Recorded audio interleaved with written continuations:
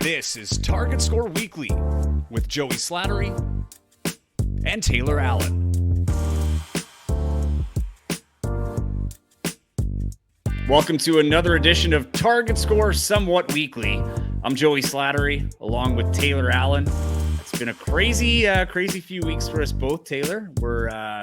I'm settling into a new apartment. I don't know if you can hear that dog barking behind me, but getting used to my new surroundings here and living in boxes. But there was some big news today, so we said there's no excuses. We have to make this happen with championship weekend coming to Winnipeg in 2025.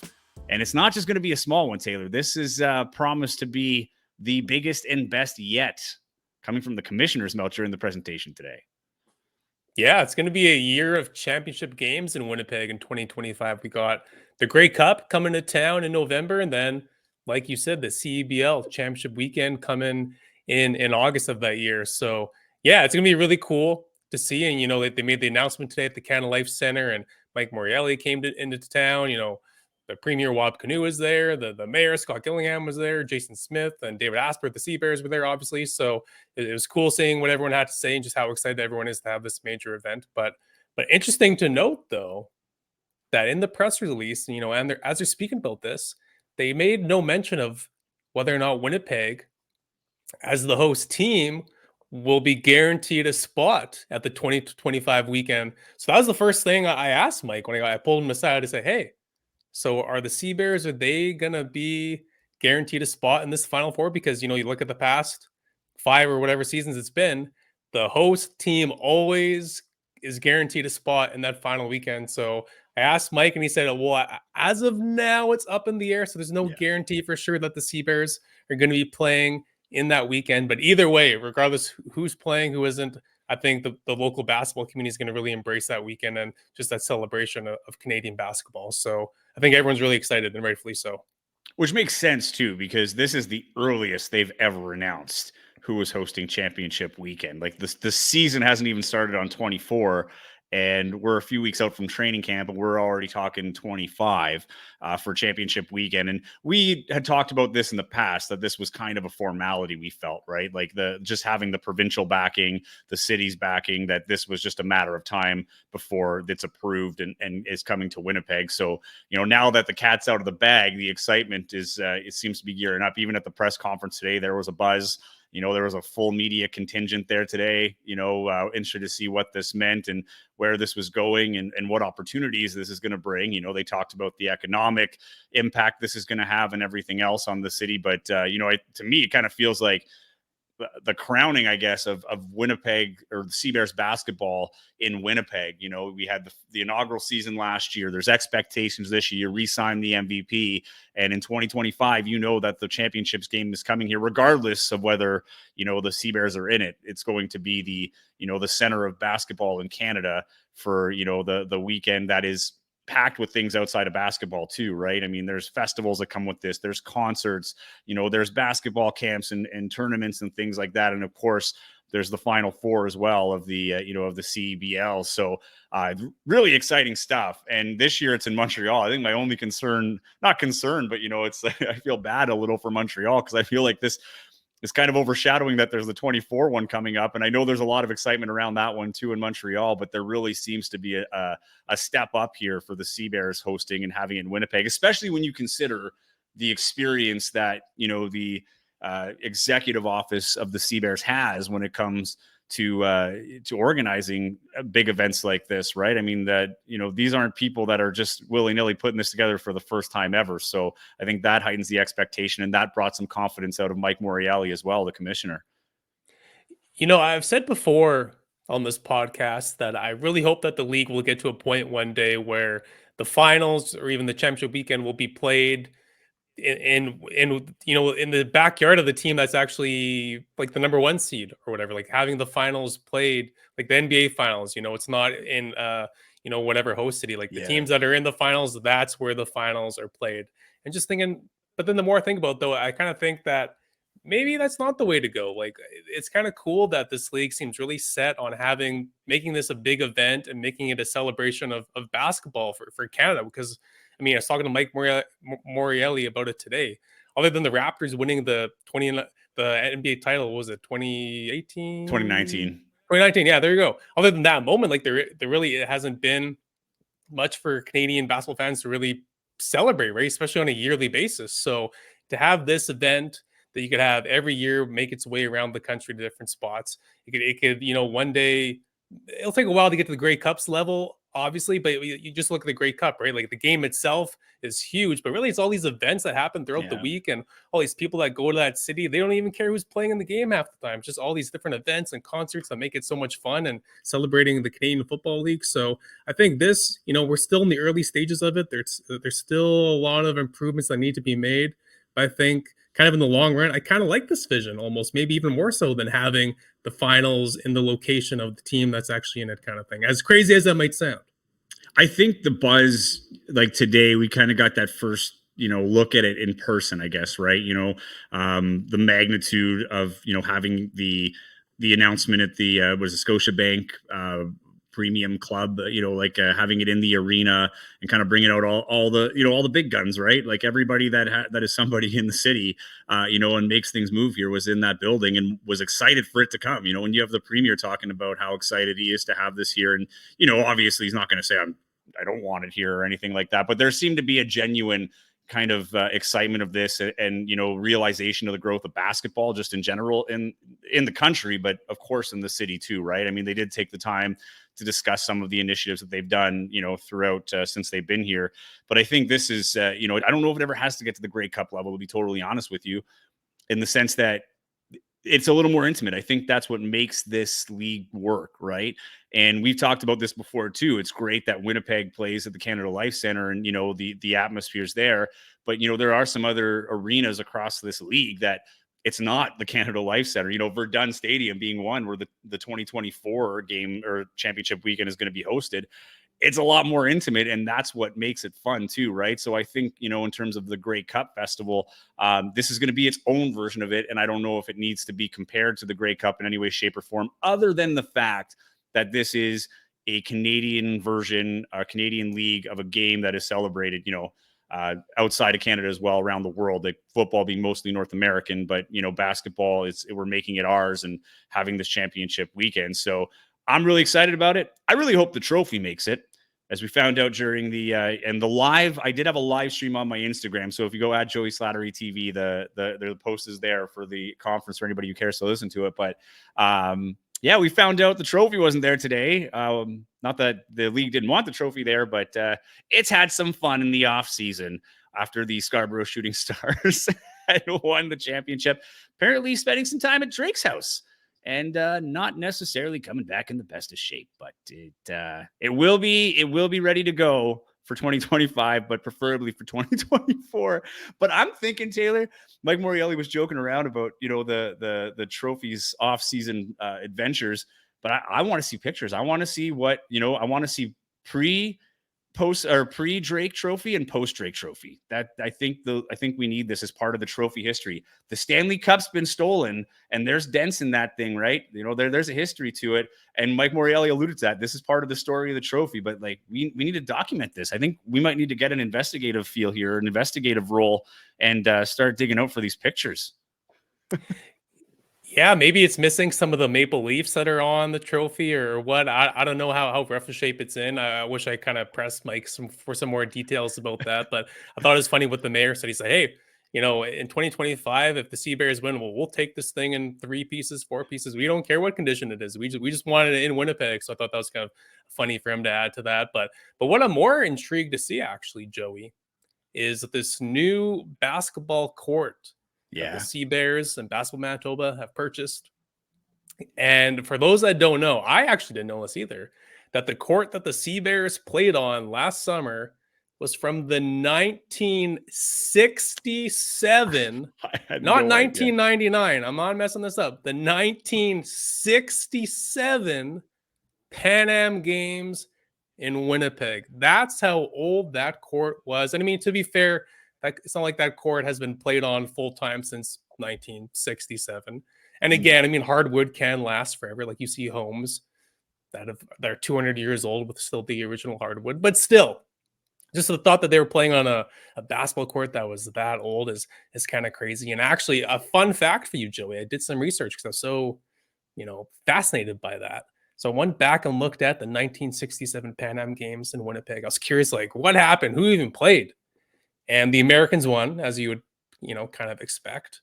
And on that Team USA, they had JoJo White and No. Wes Unseld, which is kind of cool. Whoa, that is cool. That Yeah, that so is so cool. I knew it was old. I did not know it was that. Like I was shocked when they revealed that as well.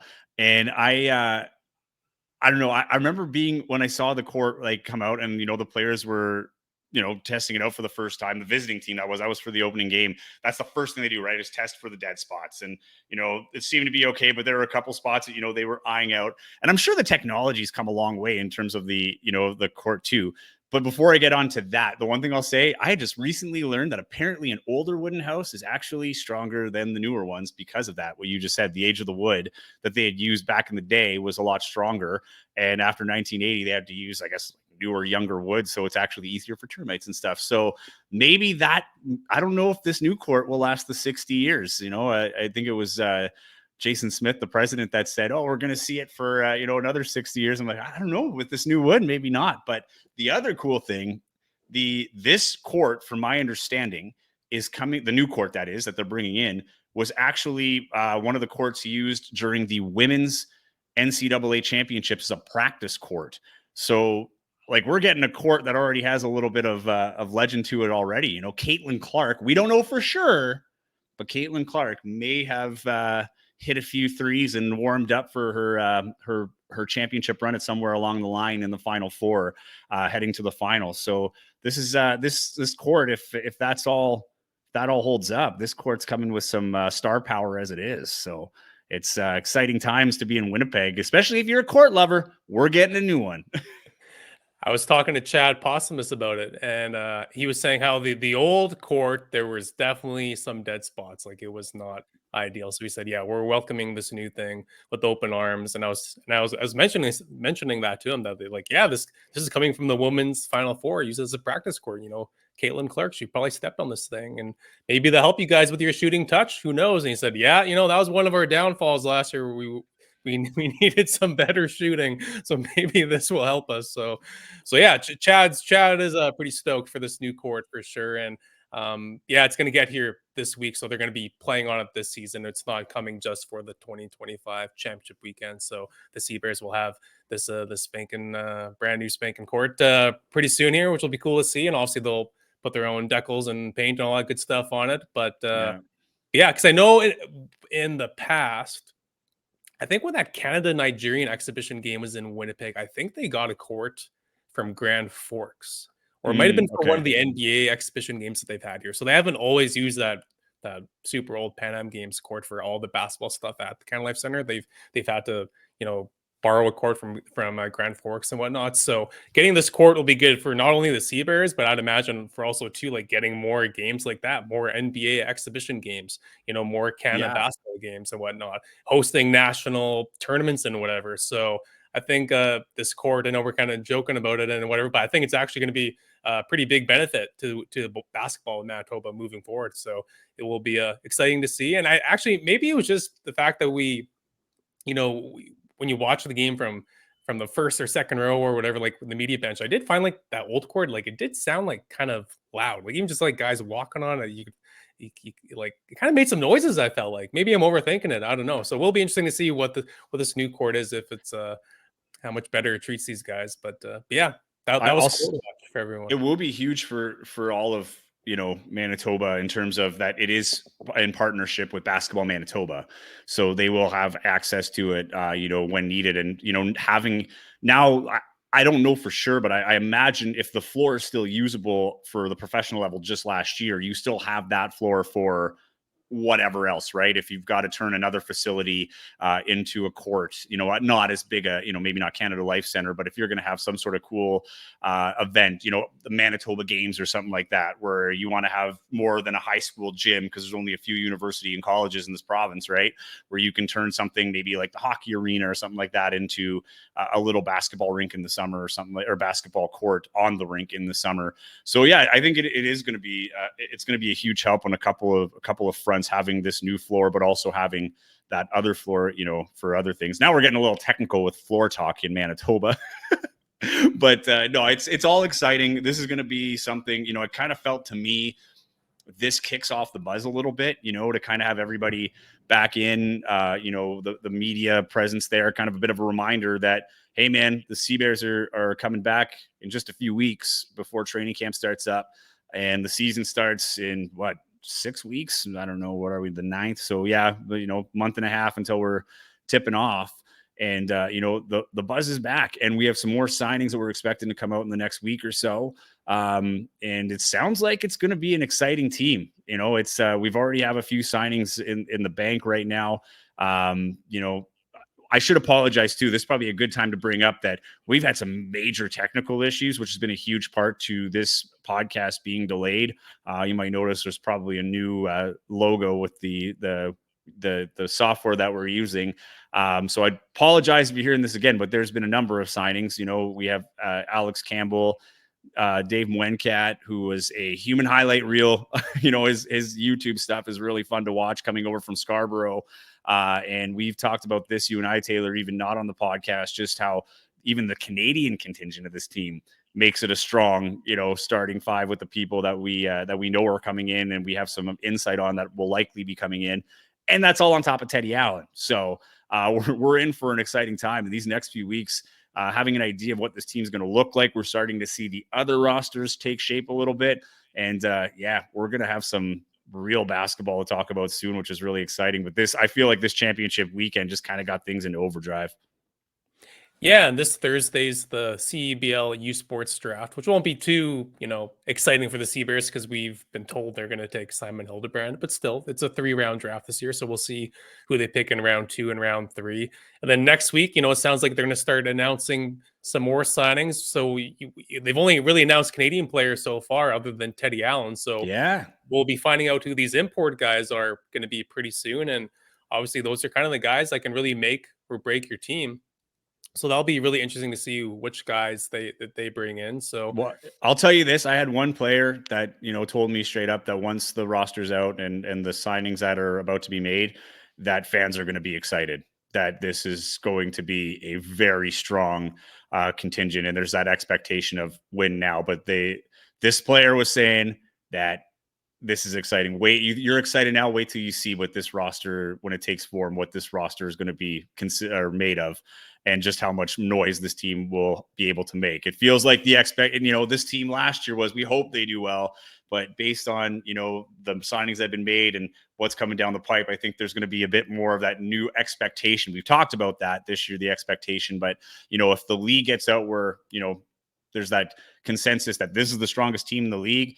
We know how Winnipeg fans are, right? When the team is good, the expectation is, we don't, when we know we're at a disadvantage, or we know that our team isn't at the strongest. It's like, well, we hope, right? We're rooting for you. Maybe we're going to give you that boost. And then there's that, hey man, like the Blue Bombers, we won a couple of Grey Cups now. The expectation is Grey Cup or bust. And I think that's coming sooner than later here for the Sea Bears, especially when the hosting of the championships coming up a season from now. yeah, but with that said, there's still at least one more Canadian name to keep an eye on. And actually, I should say a Winnipegger's name to keep an eye on. And that's Jared Ogunbemi Jackson. If you guys haven't seen it yet, I sat down with him about a week or two ago now, and I did a story in the Winnipeg Free Press. And he played pro in Belarus last year. He's played pro for 9 years now, all overseas. He's had a fantastic career. He's 32 now, and he had the best year of his career in Belarus this past winter, but he left the team early. They were out of the playoff hunt. He wanted to come home, spend some time with his family, and just kind of rest up and whatever from all the wear and tear from such a long season. But with him being home early now, he's usually not home at this time of year. Like usually it's closer to the summer, if not in June and whatnot.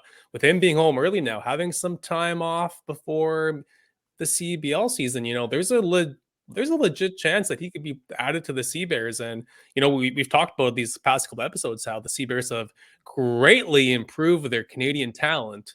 Well, I would argue Jared Ogunbemi Jackson might, if they did sign him, he would probably be their best Canadian player that they've ever had, That's and of crazy. Winnipeg product too. So Yeah. that's a name to monitor. And I was pressing him for details. Are you signing with the Sea Bears or not, or whatever? And he admitted like how exciting it would be and how it wouldn't even be about money, just like the fact that after being away from home for years and years and years, getting the chance to play in front of his family and friends would mean the world to him. So I think there's a good chance it could happen. I mean, obviously, there's a lot of factors that go into that, and where he ends up playing pro overseas for the upcoming fall winter season and stuff that could obviously throw a wrench into those plans. But Yeah. Yeah. the fact that he is home early right now, that definitely adds to the probability that there's a good chance he could be a Sea Bear, because last year, the Sea Bears, they wanted him bad. Like Mike Taylor was, he was recruiting him pretty hard and whatnot, but it just didn't make sense for him to do it. So yeah, just another name to watch for Sea Bears fans and whatnot. Jared Ogunbemi Jackson, again, Winnipeg product. Would always be cool to see more Winnipeg guys on the team and whatnot. But yeah, if they could get him already to these guys that they've already added, I think this team is already better than the one they have last year. We don't even know the Yeah. imports they have, so that's pretty Well, scary. that's it, right? So to recap, we've got David Wencat from Scarborough, Canadian talent. Shane Osiande returning, Canadian talent. You've got Mason Bercier, played with the Surge last year. And, if you haven't checked out that episode, that was a great podcast with him where he talked a lot about his journey from Trinity Western, into the CEBL and the stops that he's made and the excitement to play here. We've got, who else do we have? We've got Chad Posthumus. He's back. And Hyman's gonna be back. and especially Chad again, kind of the captain of this team and the guy that has really been the how would I put it, the ambassador of the team, year round, and he's balancing his 3-on-3 this year with an Olympic year. There's a chance he's going off to the Olympics with the qualifiers just around the corner, but that'll probably affect his time in terms of getting to training camp. I don't think anybody's upset with that when the Olympics are on the line, that's for sure. And he'll definitely be coming back in shape after playing that kind of basketball coming into the season. And then, of course, you've got Teddy Allen, right? And Teddy Allen is the straw that stirs the drink. That's where the excitement is for everybody. Everybody knows what he brings now, and it was interesting to note, I saw a few posts come out when UConn won the national title for a second straight year. The last time they lost in the tournament was the Teddy game. There you Right? go. So the that excitement there, and and I think that's a pretty good transition as we kind of go into the NCAA. I guess recap. We did plan to have an episode a week. That's where our issues have come up. So we apologize for that. But my bracket started great and then didn't do well in the middle, but I got the title match that I had anticipated. I wanted and thought Purdue was going to win. UConn won it. And it was entertaining for the first half. Second half, you really felt like UConn was just, they started chipping away at that lead and building that lead. And you just kind of felt like Purdue doesn't have an answer. Zach Edey played great. Foul shooting was a bit of an issue in that game, but it's just UConn was. You're right, and you said this. You were sold on UConn's strength and their experience, and that proved to be a huge one in the men's one. But I do want to note the most exciting one for sure, and I think the more exciting tournament by far was the women's tournament. And I was gonna say, screw the men's tournament. We got to be talking about the women's tournament. I That was was the real main devastated. event. I was devastated. The cool thing about the women's tournament and how it ended particularly was you had, in my opinion, the two best storylines that we're never, probably never going to get again. You got the undefeated team looking, to basically cement their legacy as a dynasty in the sport, going up against the best player, bar none, in the women's game. And I'm saying both WNBA and college. And I will go as far as saying the hottest name in basketball right now in Caitlin Clark. And, everybody's saying it's that championship. Even Dawn Staley said it, the head coach of USC, of South Carolina, she said the same thing. She's like, all I ever got was I was great, but I didn't win a championship. Caitlin needs to win that championship. And, I think everybody not everybody. There are some haters out there, which always surprises me. I don't know how you can hate Caitlin Clark, but that said it. Like, she needs to win this championship. I think everybody was hoping she win the championship, but man, that South Carolina team is strong. And I'll finish the thought with this. I love that Dawn Staley took, with the impact that Caitlin Clark had on the game, particularly this year, and the records that she broke, for basketball as a whole. We're not talking NCAA women's records, being the all-time leading scorer in NCAA history. I really appreciated that, she took the second to thank her for her contributions to the game, and shedding that spotlight on the opponent more than, you normally would. But I think it was well warranted in this case. Well, this basically sums up the women's final. Iowa, they played 6 players. 6 players played meaningful minutes for Iowa. Yeah. That was I don't think they had a Caitlin single Clark. bench point either, eh? Caitlin Clark played 40 minutes. Yeah. Right? Played the whole game. Where South Carolina, they rolled with 9 deep. And I'm not talking like the 7, 8, 9 people, they just played 4 minutes. Like, they were playing substantial minutes. Like, they're making substitutions like every 5 minutes, like it's a WNBA kids game, right? Yeah. Like, they have a bench, they have depth, they don't have to run their star players into the ground to have to win a game like that, right? Where Iowa, you could kind of tell in those last couple of minutes that they kind of ran out of gas, right? There just was nothing left in the tank. And there's absolutely no shame in losing to a team like South Carolina that hasn't lost a game all year. And yes, of course, that's such the argument that we always hear in sports whenever there's a great player. It's like, yeah, but they didn't win a championship, though. And it's like, well, what else could have Caitlin Clark seriously have done to win Iowa? Again, we're talking about Iowa here. We're not talking about she carried Tennessee or LSU. We're talking about Iowa, not exactly a basketball powerhouse. She has taken them to 2 national title games back to back. And honestly, even more important than the championship is what she's done for the sport, maybe as cheesy as it sounds and whatever. But you look at the ratings, you talk about the interest. I have people that aren't even basketball fans have been texting me saying how obsessed they are with this women's tournament, just all the cool storylines and whatnot. Like, it has taken the world by storm, and it is awesome. It's like, I've forgotten there even was a men's tournament half the time, because the women's tournament was just so much more exciting and whatnot, more stars, more action, whatever. And I mean, look at the numbers, right? Like, they had 18.7 million average viewers for that women's final. The most viewers that any basketball game, men's, women's, NBA, NCAA, whatever, most viewers that any game has had since 2019. Crazy. There's been some good NBA finals games these past couple years and whatnot, but that game got more viewers than all of them. Like, that's incredible, right? And it's just so cool seeing how far women's basketball has come, right? Like, you've heard over the years so many people make jokes about the WNBA and stuff, which is not cool, obviously. But look, like, the women's game is hotter than ever. People are talking about it. People are loving it. And I'm really happy to hear that, right? And it's just cool to see, because, I was doing some reading and stuff today on it. The Louisiana Tech, they won the very first women's NCAA championship in 1982. It took them 35 years to get a proper NCAA championship ring. 35 years, right? Yeah. Look out, like, so just think of that. Like, imagine winning the national title, not even getting a ring. And now look at where the game is now. Again, everyone's talking about it. We completely ignored Zach Edey and Purdue and UConn winning back-to-back. That hasn't been done since the Florida Gators dynasty, when that loaded team with all those NBA guys. It's like, who cares, right? Like, as like, no offense to them, it's like, this woman's game is just seems so much more meaningful, and rightfully so. And I think that's so awesome for not just basketball, but just sports in general.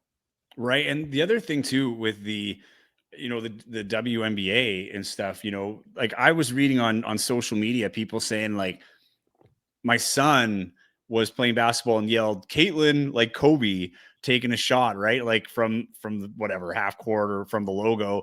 And, like, everybody says, like, she's the female Steph Curry, which, I think is a great comparison in terms of, style of play in that sense, in terms of she's fearless of the shot and lets it go from anywhere, pretty consistently hits it too. But this is a pop culture moment. This is something we're like, the Caitlin Clark year, right? Like, this is, we're all going to look back on. And I don't think this is a year they look back and be like, yeah, but she lost in the final. You know what I mean? Like, it's going to go water under the bridge so quickly. And the impact that she had, I don't even think for herself, like, clearly she's upset that she lost the national title, but you can tell in her face, even post game, that more was accomplished. And like you said, this was Iowa. This isn't a powerhouse school, and this isn't a tournament. Further to what you just brought up about the 1982 rings. Well, they only were able to use the March Madness branding last year. It was not called March Madness, the women's March Madness. It was the women's NCAA national championship. And then it was March Madness for the men and the Final Four and all this branding that they weren't able to use. And now they're using it. And she was the one that elevated it beyond the men's. And how many of the players, like I know Paige Bucher said it. There was a couple of other players that just kind of had that reflection of, that's crazy to me, that we outrated men's basketball and that we're the talk and there's more stars in our side of the fence, on the women's side of the game. And it's awesome to see. And I honestly feel like, for the first time, the WNBA has been a long time and it was hard to find if there was a game on and you kind of knew you were watching the WNBA. You almost wanted to support it because you wanted that equality. This feels like it's not forced. This is just the sport. It's taking care of itself. And now we're not talking women's basketball. It's just basketball. And I love to see that, and I think that was another big thing that we'll look down in history when Caitlin Clark eclipsed the I'm using eclipse on the eclipse week. Like we need to use that word again. But when she took over the all-time points, that to me is the one where we're going to look back at the moment it was all one because it wasn't for a woman. And we're not seeing, no, like everybody's embracing it for what it is. It's incredibly tough to do what she did. And now it's just the record. It's not for women and now you have to say Maravich's is for men. Right? Like he was the all-time leading scorer on the men's side.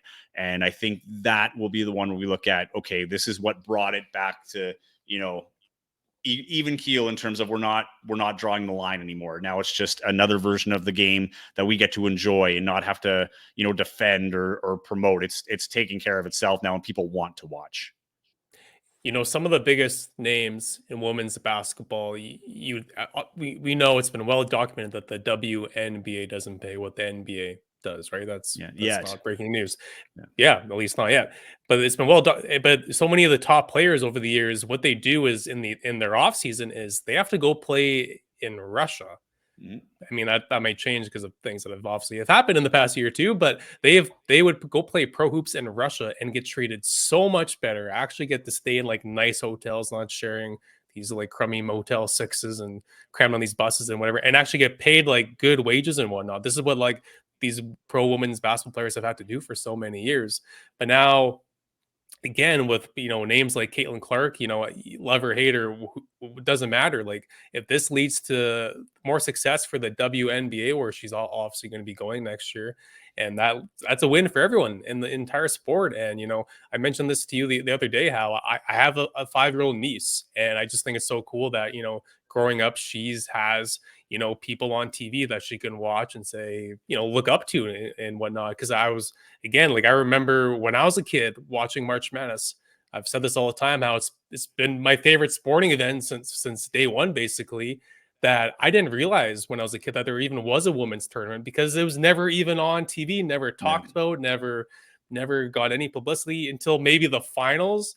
That would kind of pop up on TV, like, oh yeah, okay, cool. But you never knew that there was a Sweet 16, Elite 8, whatever for the women's side. And now those games are just getting just as much recognition. I think the game against Iowa LSU last year's rematch of the final and this year's Elite 8, I think they had 9 million viewers or something like that. So, or no, I think it was over 10 million viewers, whatever it was. They had a lot of viewers, and it's great now that this tournament is actually not just known, but it's like, again, talked about, embraced, and loved, and rightfully so. But I guess we should talk about the men's final too, because they're maybe no Caitlin Clark and South Carolina undefeated season, but Zach Edey, another polarizing figure in the game.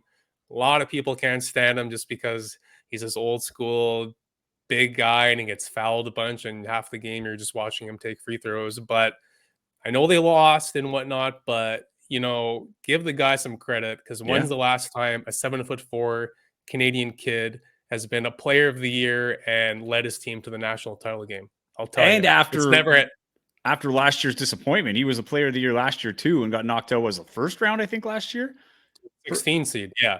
Yeah. So let's give the guy some flowers, because this doesn't happen every year, especially for a Canadian kid. I mean, he could be the greatest. I know he played his full, from freshman to senior, and lots of our best Canadian talent have only played 1 year or whatever. But you could say he's the best Canadian NCAA player of all time. So Well, here's what I'll say about that, though. This is changing, right? Like we kind of went from the long time 4-year players that would spend a career at the college level to develop, and then we had the one and dones, right? When Calipari came in with Kentucky, which ironically now he's going to Arkansas, but yeah, weird that's what story. really, yeah, that's what really launched this whole one and done thing, and why we have those guys that had limited careers in college. Some of those guys playing for Kentucky, actually. So to see a guy go through it, I think we're going to see that normalized a little bit more with these nil opportunities. Was it name and likeness influence, whatever, name, image, likeness, there it is. But this is something that we're going to see more and more of, and that is the point of college basketball. It's just like junior hockey. You're there to develop. It's not a race to get out of there. You're supposed to get out of there in your top peak shape to move on to the next level. It's just like college for anybody else. You go to learn your vocation at that level before you go off and put it into practice and make a living out of it, right?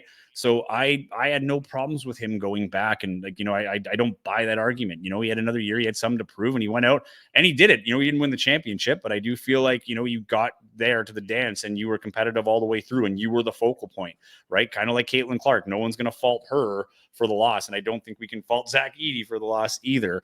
And I do think I know the verdict is out there, but he's got the tools to be an NBA player. How good of an NBA player he's going to be, that remains to be seen, but I do think he's the number one pick. And if he gets into the right team with the right development, and he works with his frame and able to make himself maybe a little bit more mobile, man, this kid could be something in the NBA. And I'm excited to see it. And I know that even with DJ Burns with NC State, we talked about that before as well. Here's a guy that, man, he might go play football for all we know. But he said no. He turned down those okay. rumors. So he's a guy too, right? Like he might not pan out in the NBA. There are those dudes that have had NCAA great careers that just didn't pan out in the NBA for whatever reason. When it comes to Zach Edey, I think I take the bet on it. I think he's going to be a big impact player in the NBA if he doesn't get hurt and continues to develop. It just, I really hope he lands in a spot where that is taken into consideration. That's someone who knows how to work with a man that size, how to maximize his strengths, and use it in a way that not to disguise his weaknesses, but making sure that they can exploit those strengths and make him a full potential NBA player. Yeah, and I'll be honest, I totally disagree. I think he's not going to be a good NBA player, but that doesn't matter, because I think it's actually quite sad that instead of people celebrating Zach Edey and talking about how great he's been and how dominant he's been, just people are being negative. And it's like, oh, well, this kid isn't going to mount to anything in the NBA, so who cares that he's scoring 30 and 15 in the NCAA tournament? And it's like, whatever. Like DJ Burns isn't going to be an NBA player either. And every tournament, there's always these kids who pop off on their great story for a couple weeks and they don't make it to the NBA either. So why is Zach Edey this guy that just gets singled out, and so much negativity surrounding that guy, and which isn't warranted at all? And obviously losing to the 16 seed last year did not do him any favors. But this year when they won their Final Four game, he dunked on everyone literally, and he said like, man, everyone was talking crap and doubting me and whatever, and now here I am. So it's been cool seeing how far he's come. And I think us Canadians need to celebrate him a little more. I also think too, part of what you said is part of the reason why I think he might actually have a decent career. Here's a guy who, most guys come out as a top player. There's some, a little bit of how would I put it, like swagger with it, right? Like people like, yeah, it's the number one player. Not a lot of guys come out being the number one guy 2 years in a row, and then all the doubts about what his career is going to be like. And seeing what he did with a chip on his shoulder this year, I'm really interested to see if he can bring that over to the next level, because I think this is what's fueling him. The underdog favorite. No one's just, no matter what he does, there's going to be the naysayers, there's going to be the doubts. And I think if he can fuel that properly, or use that as fuel in a way that, allows him to be the best version of himself, like this guy's got a drive and a hunger. The fact that he was at Purdue, coming from Canada, being a number one player on that team, to a number one player in NCAA twice, and going to a final after a year where he was embarrassed, essentially, or his team was embarrassed in the opening round. I'm not writing this guy off. That's for damn sure. Yeah, and in that men's final, it's kind of similar to the women's final with Caitlin Clark. I mean, What else could have Caitlin have done? Well, what else could have Zach Edey have done? I think Purdue hit what, one 3-pointer, and Yeah. he carried them on his back in that first half, and they were down 6 points or something like that going into halftime. Like they were definitely within reach. And then the second half, UConn really figured it out defensively, really kind of shut down Edie, gave him some troubles, and no one else on Purdue stepped up. Literally no one. It Yeah. felt their entire offense was, let's bring the ball down the court, let's give the ball to Zach, and pray to God that he beats Well, his man in the post and scores. And luckily, it does work, a decent amount of time. But UConn was gladly saying, hey, Zach Edey, yeah, he can score 30 plus points. That's okay. But the rest of you jabronis, you guys aren't scoring more than 10 points. They were glued to their guys on the outside. Like no one was getting any three-point shots off or anything. It was just the Zach Edey show. And it just felt like Purdue did not have a second option. They didn't have a plan B. It was just putting all their chips in Zach Edey's basket. And yeah, that's going to work when you play a 10 seed, a 8 seed, even maybe a 5 or a 4 seed. But when you're playing UConn, the defending champions, a team that is blowing out teams by double digits, game after game after game, they did it their entire run. In last year's tournament, they did it their entire run. In this year's tournament, you gotta throw some curveballs at them. You can't be so predictable. And Purdue was, and they paid for it. So I was tempted, honestly, to turn the game off with like 10 minutes left because it was just so obvious that there was no way UConn was going to lose. But I'm like, well, I've already devoted like 100 hours to this tournament. Exactly. What's another 20 minutes? So I sat through it and watched them cut down the net and the whole thing. But yeah, that was a game to forget, sadly. But UConn, again, they've been kind of lost in the shuffle with all the women's talk and the Zach Edey talk. But I mean, well, you look at even the fantastic story too. Dan Hurley, right? The head coach of UConn from, what was it, back in 2020 when they got knocked out? That would have been that game, that would have been the Teddy game, right? Or was that, no, that would have been, what are we? Yeah, that would have been Teddy game. No, it would have been a little later than that. But there was, I think it was 2020 where the clip was from, where he was saying, just watch, we're coming. Like, this isn't UConn basketball. And he's really turned it around to now, they're talking about him being maybe one of the greatest coaches when it's all said and done, and how he's been able to turn around this program with back-to-back championships. So, there's a guy getting his praise as, he's really cementing himself as like, the coach of UConn and one of the biggest coaches in the NCAA. But yeah, it was a little overshadowed. I don't think they care too much about that. I think it's all about winning. And like I said, these guys, the spotlight continues years after as well, right? When they go into the NBA, I think for the first time ever, we're going to see a record-breaking. I don't even know if the WNBA draft's ever been televised before. Now there's going to be more people knowing where she's going to your Indiana Fever in the first overall pick. Like people are going to be tuning there to watch history, and I think that is really cool. And just like we were talking about Zach Edey, Caitlin Clark's been getting the same deal. Like Taurasi was talking about. I think she was talking about all of the players coming in, like because there's a crop of stars at the NCAA level, and she was saying, "Listen, you get to the WNBA, it's hard. You're playing against real pros." And people kind of took that, against a knock against Caitlin Clark. But there are people that say that, just because you were big in college doesn't mean it'll turn into a successful career in the WNBA. But I saw one sports head talk about it on Twitter where they said something along the lines of people said the same things about LeBron James. And I think that's totally true, right? These kind of great players, nothing phases them, right? It hasn't phased them yet. She wanted to go to UConn. You talk about the storyline of the final. She had to beat the team that didn't even give her a sniff when she was trying to break into the NCAA, the only school she really wanted to go to. Then she stuck with the hometown team and gave it right back to them in the semifinal to get to the finals. Like, it's been such a great story, but I think I'm excited to watch her career. This has the potential to be the Michael Jordan. The WNBA is Michael Jordan when it's all said and done. And I really hope that health-wise she's good. I don't doubt in the skill whatsoever. I think this is something that's, don't want to say it's in the bag, but I think she's going to be a very, very impactful player and maybe the greatest of all time when it's said and done. So I really hope that this momentum carries because it's going to be a huge year for women's basketball after this.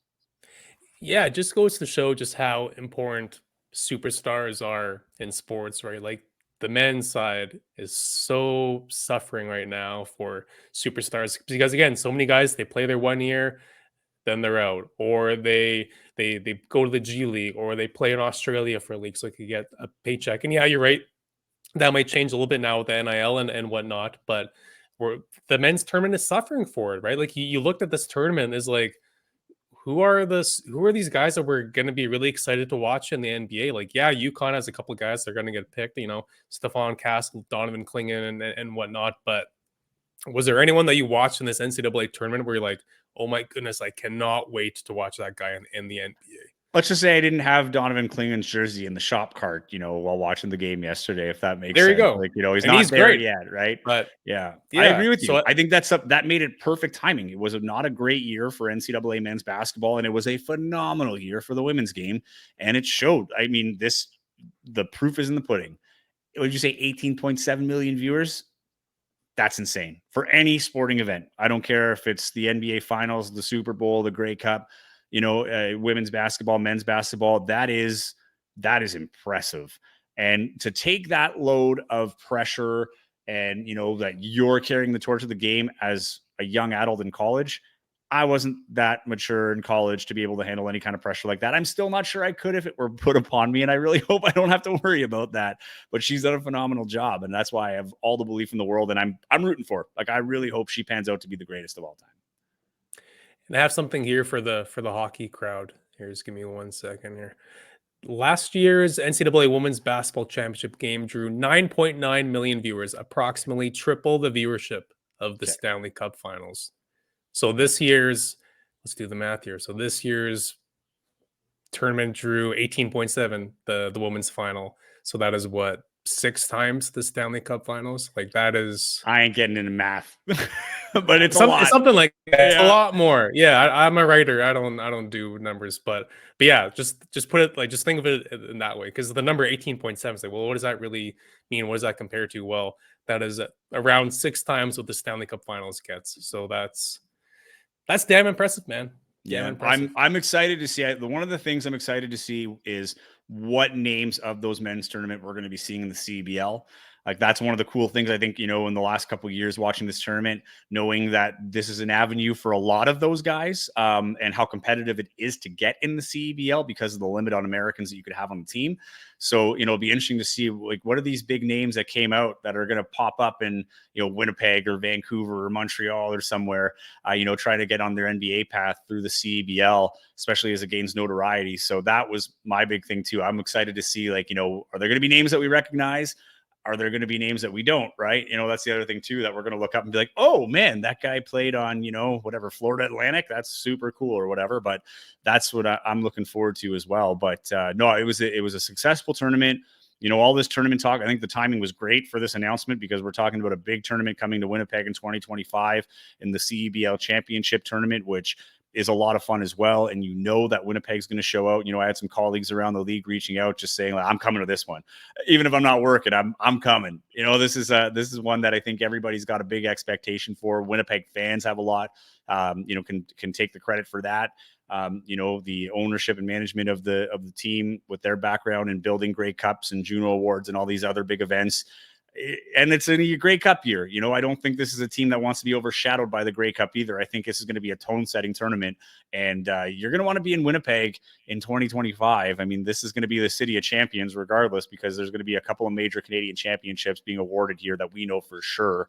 And I know there's a lot of fans that hope it's going to be the home team in both, because it'd be something if you had the Winnipeg sweep of the 2 Winnipeg teams winning the biggest title of their sport in Canada on home soil. That doesn't happen often. So, pressure's already building here, and we haven't even started the CFL or CEBL season. We're already talking about 2025, but that's not a bad pump thing. The brakes. That's not a bad thing in terms of excitement, though. Yeah. But just one more thing on NCAA basketball. And I swear I don't use this podcast just to promote whatever I write. So I apologize. I usually try to keep it to one story an episode. Get on your soapbox. We don't need the justification. No. Get on the soapbox, Taylor. But I just wanted to add, because some people might find this interesting. So this past NCAA season, there was only one Manitoban who was playing Division I hoops. And that was Kyler Filowich, playing at Wofford in his junior year. And I spoke to him the other week. He has one more year left at Wofford. He's hoping to make his NCAA tournament debut after playing his first 2 years at Southern Illinois, I believe, and now he's been at Wofford for 1 or 2 years. So he's really itching to make it to the NCAA tournament. But anyways, talking to him, he had a career year. He averaged, I think, around 9 points, 8 boards, something like that, like close to a double-double. Had a really strong year. And I was talking to him about, after not looking too far ahead, not trying to get past your senior year that you're building towards, but what are you thinking after that? Like, are you hoping to play pro basketball? And he said, yeah. And he said, honestly, last summer I was in Winnipeg.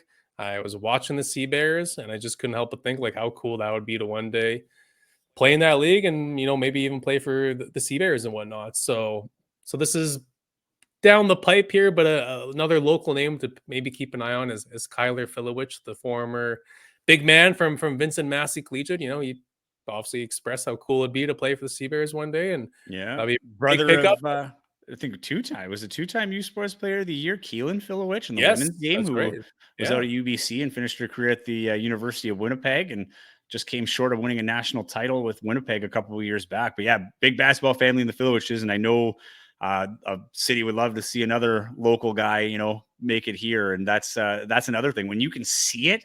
Think of his excitement now. Think of all the kids that are there every game that are watching that know that they can devote their childhood and development, with a dream of even playing at home. That is as kind of like the CFL, right? Yeah, NFL is great, but if I could play for the Bombers, like that dream is going to be with the Sea Bears, and that's really cool to see as well. So a lot of excitement in the, we're going to look ahead to this year. We've got a few coming up the pipe in the next few weeks as we gear up towards training camp. We apologize for the what we call it, irregularity of our releases. A lot of it wasn't really in our court here, and hopefully we fixed the bugs that have been hampering us a little bit, but we're excited to get back on track here. I have to get my life out of boxes right now and get settled in my new place. So maybe this is a good time to wrap up. And maybe by next time, Taylor, I'll have another place to record my podcast other than the kitchen table. You know what? I've been on a lot of Zoom calls for this job these past couple years, and I've seen some pretty bad, setups, some bad backgrounds and whatnot. So your kitchen table, the hallway behind you, not too bad. I've seen worse. I see you got the smoke alarm there, so Smoke that's good. alarm, yeah. Safety first. And So we got a sprinkler, so I'm safe. Maybe this is where I need to be. We're in the safety zone. there you go. I like it. All right, Tay. A lot of fun as always. Talk to you soon, buddy. You bet, man. Take care. Thank you for listening to the Target Score Weekly podcast. To stay up to date with Winnipeg Sea Bears and CEBL news, as well as future episode releases, follow Joey and Taylor on Twitter and Instagram at TaylorAllen31 and at Joey Slattery TV. And wherever you're getting the podcast, be sure to subscribe to never miss an episode.